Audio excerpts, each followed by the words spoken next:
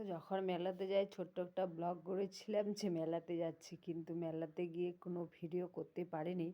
কারণ যে জিনিসটার জন্য গিয়েছিলাম সেই জিনিসটার জন্য ছোটাছুটি করছিলাম এদিক ওদিক, যে কোনটা দোকানে নিলে ভালো হয়।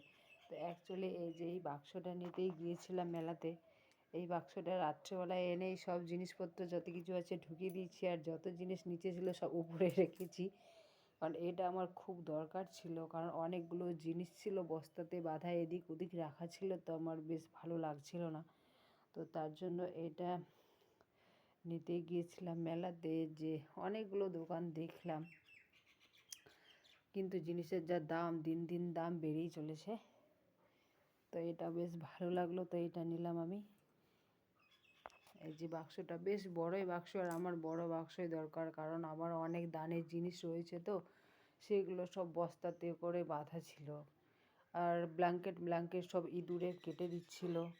তো তার জন্য এটা হচ্ছে সবথেকে বেটার, এখানে রেখে দাও, কোনো কিছুই হবে না, ব্যাস সেফটি থাকবে। এটা নিতেই আমি গিয়েছিলাম কালকে মেলাতে।